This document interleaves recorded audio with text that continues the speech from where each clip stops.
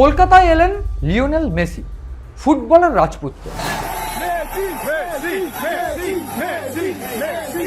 কলকাতায় এলেন, তিনি দেখলেন এবং তারপর রীতিমতো city of joy city of ভয়ে পরিণত হলো। যেটা আমি বলেছিলাম, একেবারে লজ্জায় মাথা হেট হয়ে যাচ্ছে না তো?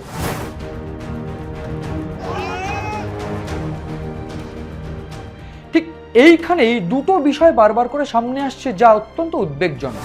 প্রথম, বিভিন্নভাবে রাজনৈতিক নেতৃত্বদের কালিমালিপ্ত করা বা টার্গেট করা।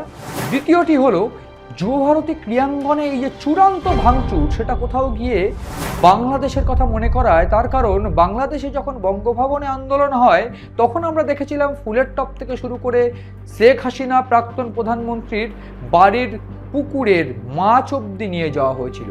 ঠিক এইখানেও শেখ হাসিনার বাড়ি ভাঙচুরের মতন যুবভারতী ক্রীড়াঙ্গনে টেবিল চেয়ার থেকে শুরু করে বাড়ি নিয়ে যাওয়া হলো কার্পেটটুকুও। এই গোটা ঘটনা কোন সংস্কৃতির দিকে আঙুল তুলছে? কেন বারবার করে টার্গেট হচ্ছেন বিভিন্ন রাজনৈতিক নেতৃত্বরা? এই ঘটনার মূল দায় কার? আজকের এই অনুষ্ঠানে ঠিক সেই বিশ্লেষণটাই করব।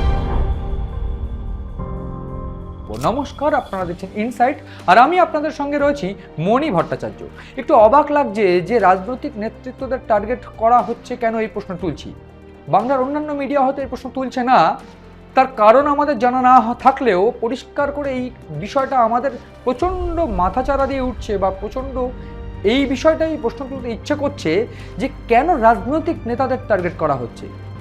আজ এই মুহূর্তে দাঁড়িয়ে শতদ্রু দত্তের কি কোনোভাবে মাথায় রাখা উচিত ছিল না যে তিনি ইন্টারন্যাশনাল ক্যারেক্টার আনছেন, একটা ইন্টারন্যাশনাল ওয়ার্ল্ড মোস্ট ফেমাস ক্যারেক্টারকে গোটা পশ্চিমবঙ্গে আনছেন?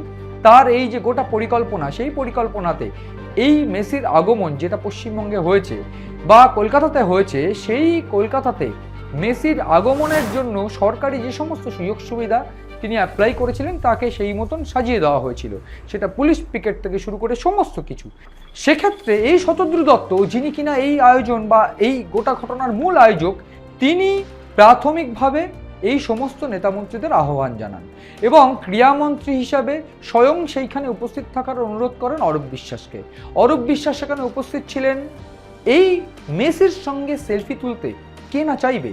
সেক্ষেত্রে অরূপ বিশ্বাসও হয়তো সেলফি তুলেছিলেন এবং ঠিক সেই সেলফি তোলাই যে কাল হয়ে দাঁড়ালো এই মুহূর্তে, সেই ঘটনার নেপথ্যে কারণটা কি, কেন তাকে টার্গেট করা হচ্ছে, এই বিষয়টাই সব থেকে গুরুত্বপূর্ণ প্রশ্ন এই মুহূর্তে। এবং এইখানে দাঁড়িয়ে যে বিষয়টা বারবার করে গুরুত্বপূর্ণভাবে দেখা যাচ্ছে যে কোথাও গিয়ে গোটা যুবভারতী ক্রীড়াঙ্গন ভাঙচুরের ঘটনায় বিভিন্নভাবে বেশ কয়েকটি ভিডিও আমরা পেয়েছি বা আমরা দেখানোর চেষ্টা করব। ঠিক সমস্ত জায়গায় বিভিন্ন নন বেঙ্গলি বা যারা উর্দু ভাষা, আমরা দেখেইছিলাম আসাম থেকে এসে চেয়ার ভাঙচুর করছেন, তিনি আসতেই পারেন, দেখতেই পারেন, বা তিনি মেসিকে দেখতে এসেছেন, পয়সা দিয়ে টিকিট কেটে এসেছেন, ইটস ওয়েল। কিন্তু তাকে যুবভারতী ক্রীড়াঙ্গন ভাঙচুরের অধিকার কে দিল?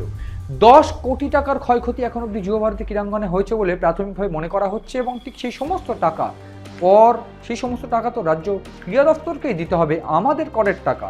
তাহলে বাইরের কেউ একজন এসে কেন এই পশ্চিমবঙ্গে ভাঙচুর চালাবে, এই প্রশ্ন কি কেউ তুলেছে?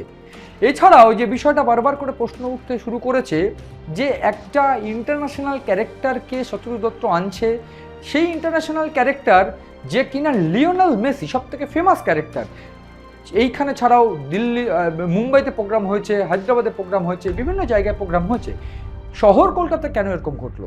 তিনি কেন অ্যালাউ করলেন যে মাঠের মধ্যে অন্যান্য যারা ঢুকে পড়েছে তাদেরকে কেন তিনি অ্যালাউ করলেন, এই নিয়েও কিন্তু প্রশ্ন উঠতে শুরু করেছে। যদিও কানাঘুষো শোনা গিয়েছে যে মাঠের মধ্যে মেসির সঙ্গে সেলফি বা মেসির আশেপাশে থাকার জন্য একটা বড় অঙ্কের টাকা এই শতদ্রু দত্ত ইনিশিয়েটিভ বা শতদ্রু দত্তের যে যারা মূলত উদ্যোক্তা, সেই উদ্যোক্তারা নিয়েছেন। এটা কানাঘুষো শোনা গিয়েছে। এখন অবধি কোনো সঠিক তথ্য এই বিষয়ে না এলেও এটা পরিষ্কার যে শতদ্রু দত্ত, যাকে এই মুহূর্তে গ্রেফতার করা হয়েছে, যার উদ্যোক্তাদের আরও দুজনকে গ্রেফতার করা হয়েছে, সেই সমস্ত কিছুতে একটা প্রশ্ন, প্রাইম প্রশ্ন উঠে আসছে। সেইটা হলো রাজনৈতিক নেতৃত্ব। আমরা দেখছিলাম শুভশ্রী গাঙ্গুলি, রাজ চক্রবর্তীর যে স্ত্রী, তাকে টার্গেট করা হয়েছে। তিনি হায়াত রেজেন্সির একটা অনুষ্ঠান, স্পন্সরদের অনুষ্ঠান, সেখানে উপস্থিত ছিলেন। সেক্ষেত্রে ইতিমধ্যে আমরা দেখেছি রাজ চক্রবর্তী পরিষ্কার করে জানিয়েছেন যে তার স্ত্রী বা শুভশ্রী গাঙ্গুলি তিনি খেলা ভালোবাসেন, সেই জন্য তিনি গিয়েছিলেন। ফলে এই ক্ষেত্রে বারবার করে প্রশ্ন উঠছে যে মেসিকে দেখতে না পাওয়ার যে ক্ষোভ, সেই ক্ষোভে এই যে বড় ঘটনা, সেটার সূত্রপাত কোথায়? প্রাথমিকভাবে এই যে হোস্ট যে শতদ্রু দত্ত, তার এই গোটা প্রোগ্রাম 11টা 15-তে যুবভারতী ক্রীড়াঙ্গনে ঢোকার কথা ছিল। 2টোর সময় যুবভারতী ক্রীড়াঙ্গন বা দুপুর 2টোর সময় যুবভারতী ক্রীড়াঙ্গন ত্যাগ করার কথা ছিল। ঠিক এই ইন দ্য মিন টাইমের মধ্যে সেইখানে মেসি আসবে, মেসিকে সংবর্ধনা দেওয়া হবে, শাহরুখ খান আসবে, মমতা বন্দ্যোপাধ্যায় বা রাজ্যের মুখ্যমন্ত্রী আসবেন, তাকে তিনি সংবর্ধনা দেবেন। তারপর একটা খেলাধুলো একটা ম্যাচ অনুষ্ঠিত হবে, সেখানে মোহনবাগান এবং ডায়মন্ড হারবারের একটা ম্যাচ অনুষ্ঠিত হওয়ার কথা ছিল। তারপর মেসি বাচ্চাদের সঙ্গে দেখা করবেন বা খুদেদের সঙ্গে দেখা করবেন, তারপর তিনি হায়দ্রাবাদ যাবেন। এই গোটা পরিকল্পনায় মেসিকে দেখতে আসার আগে বা মেসিকে দেখতে মেসি যখন এসেছেন মাঠে, ঠিক তখন 12টা বাজতে 5 মিনিট আগে মেসি মাঠ ছাড়েন। মেসিকে দেখতে এসেছিলেন বহু দর্শক, আমরা সবাই জানি, যেটা দেখতে পেয়েছি আমরা। কানায় কানায় পরিপূর্ণ এই দর্শক মহল যখন মেসিকে দেখতে এসেছিলেন 12টা 55 বা 11টা 55 যখন মেসি মাঠ ছাড়লেন, তারপরেই অভিযোগ শুরু করেন যে তাকে দেখতে পাননি। তো প্রাথমিকভাবে সূত্রপাতটা তো এইখানে হলো যে মেসি আগে কেন চলে গেল। ফলে মেসি আগে চলে যাওয়াটাই কি কোথাও গিয়ে কাল হলো, এবং এই মেসি আগে যে চলে গেল ঠিক সেইখানেই তো প্রশ্নের সূত্রপাত যে কেন মেসি আগে চলে গেল। সেক্ষেত্রে এই অরূপ বিশ্বাস, এই নেতা, যে সমস্ত ছবি ভাইরাল হচ্ছে, তারা তো কোথাও গিয়ে মেসিকে ইনসিস্ট করেনি যে মেসি চলে যাও তুমি।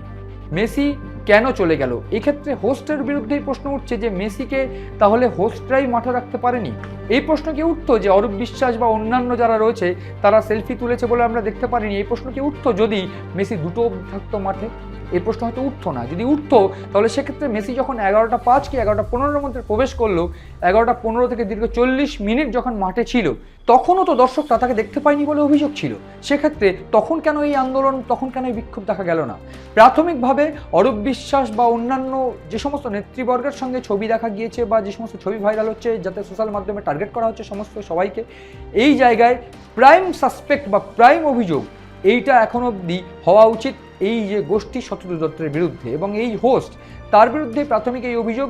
এক্ষেত্রে তিনি পশ্চিমবঙ্গে কেন অ্যালাউ করলেন, কেন মুম্বাই বা অন্য কোথাও এই ধরনের কাওয়াসকে অ্যালাউ করলেন না, এই প্রশ্ন উঠছে। এবং এক্ষেত্রে একটা কানাঘুষো শোনা গিয়েছে যে পশ্চিমবঙ্গে যারা বা এই যুবভারতী ক্রীড়াঙ্গনে যারা মাঠের মধ্যে ছিলেন, সেই সমস্ত ব্যক্তিদের থেকে একটা হিউজ অঙ্কের টাকা বা একটা বড় অঙ্কের টাকা কিন্তু নেওয়া হয়েছে শুধুমাত্র মেসির সঙ্গে থাকা বা মেসির সঙ্গে সেলফি তুলে দেওয়ার জন্য। ফলে এই অভিযোগ যে উঠছে, সেই অভিযোগের সত্যতা কতটা সেটা ইতিমধ্যে পুলিশ তদন্ত করছে বা বিশেষ তদন্ত কমিটি সেটা তদন্ত করে দেখছে।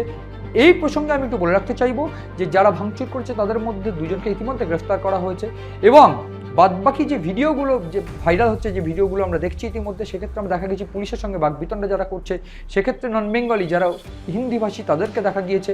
তাছাড়াও দেখা গিয়েছে যারা রীতিমতো স্টেডিয়ামের গেট ভেঙে ভিতরে ঢোকার চেষ্টা করছে, তারাও কিন্তু এক প্রকার বাইরের রাজ্য থেকে এসেছে বলে প্রাথমিকভাবে অভিযোগ। ফলে সব মিলিয়ে যে চিত্রটা আমরা দেখেছিলাম যে মাঠের মধ্যে গেরুয়া পতাকা, তার পাশাপাশি এইরকম ভাঙচুর, টপ বাড়ি নিয়ে যাওয়া বা চেয়ার বাড়ি নিয়ে যাওয়া, ভাঙচুর করে রীতিমতো কার্পেট বাড়ি নিয়ে যাওয়া, এই সমস্ত কালচার কিন্তু পশ্চিমবঙ্গের নয়। এবং এই সমস্ত কিছুতে আমরা দেখেছি মেসি যে তাড়াতাড়ি মাঠ ছেড়ে দিয়েছে, সেক্ষেত্রেই দায়টা সম্পূর্ণ বর্তায় কোথাও গিয়ে ইভেন্ট ম্যানেজমেন্ট বা বলা ভালো এই আয়োজকদের ঘাড়েই। এবং সেই আয়োজকরাই তাহলে ব্যর্থ যে মেসিকে 2টো অবধি রাখতে পারেনি, যে 2টো অবধি কথা দিয়েছিল বা 2টো অবধি শিডিউল ছিল, সেই 2টো অবধির থাকবেন বলেই টিকিট বিক্রি হয়েছিল এই মেসির শোয়ের। ফলে সব মিলিয়ে ইতিমধ্যেই আমরা সোশ্যাল মাধ্যমে যারা দেখছি, অরূপ বিশ্বাস থেকে শুরু করে অন্যান্য নেতৃবর্গের বিরুদ্ধে যে চরম অভিযোগ, যে বিক্ষুব্ধ সোশ্যাল মাধ্যম জুড়ে এই ছবি পোস্ট করে তাদেরকে গালিগালাজ করা হচ্ছে, তাদেরকে টার্গেট করা হচ্ছে,